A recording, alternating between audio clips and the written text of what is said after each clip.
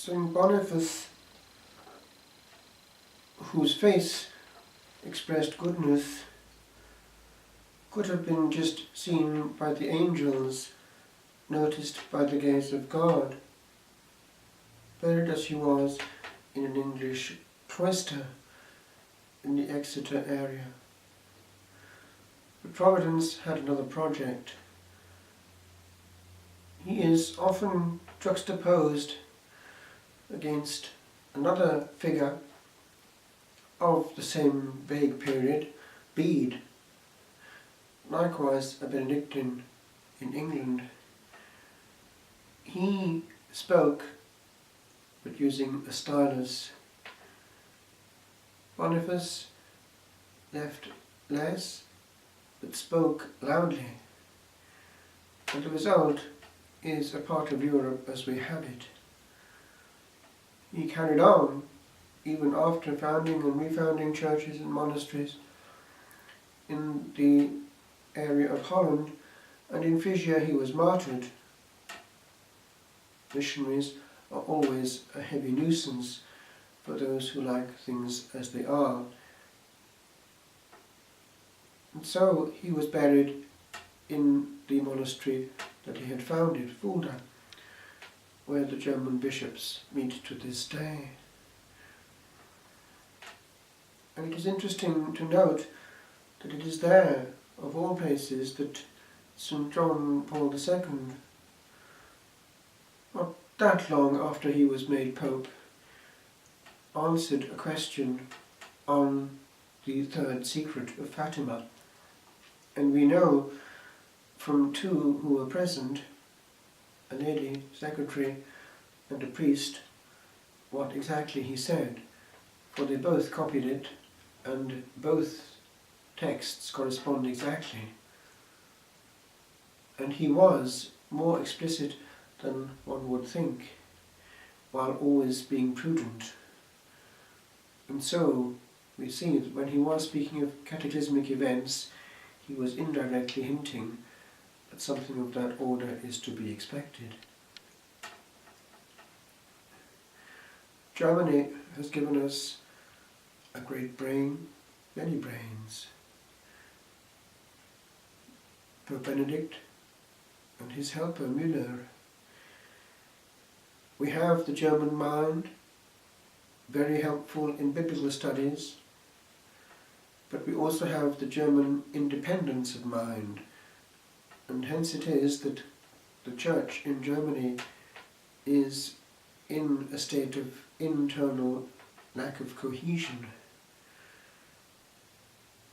We need therefore to be careful in allowing ourselves to be too much influenced by only one part of the Church when it comes to certain things.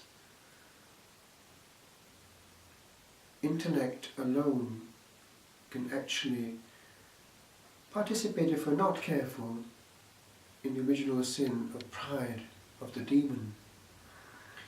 Becoming too aware of its power, it can make its reasonings without appeal to a higher court. And also when it comes to worship, that can happen. We can behave liturgically without making appeal to a higher court, as though the celebrant and the assembly were its own point of reference. And so, curiously enough, the gospel of this day would apply in this context. Render to Caesar the things that are Caesar's, and to God the things that are God's. If in church we use the fact that we have the people together in their weekly encounter or their occasional encounter as the slot in which to do something else, then we are bringing Caesar into the centre of attention. Liturgy, by very definition, is the work of the people with regard to its creator, and to render to man what belongs to God in that most sacred of all spheres, where above all heaven has its rights and must claim them, is to do a modern form of this. But there is more. When life has become so disordinate as to upset completely the balance that the good Creator had put in the week, in such a way that Sunday is now given to Caesar, is also to misunderstand the rights of God.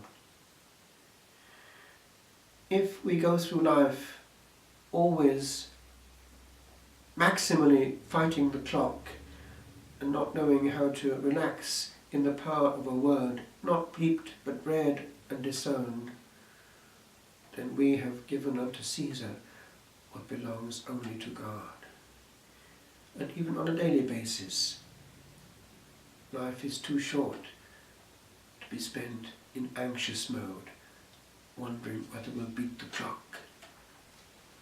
As the psalm, especially when sung, beautifully puts it in its soothing, rocking mode. O Lord, you have been our refuge from one generation to the next. Our span is 70 years, or 80 for those who are strong, and most of these are emptiness and pain. They pass swiftly, and we are gone. As a close friend of mine in early days put it, shortly after being ordained to the Anglican ministry, in a pamphlet which he wrote, he tried to warn his flock with regard to this issue. And he simply just twisted the title slightly. 80 years and then, question mark, playing on the 80 years and 10 of the old translation. And what are 80 years and 10? But a tiny bleep on the long, calm graph of the heartbeat.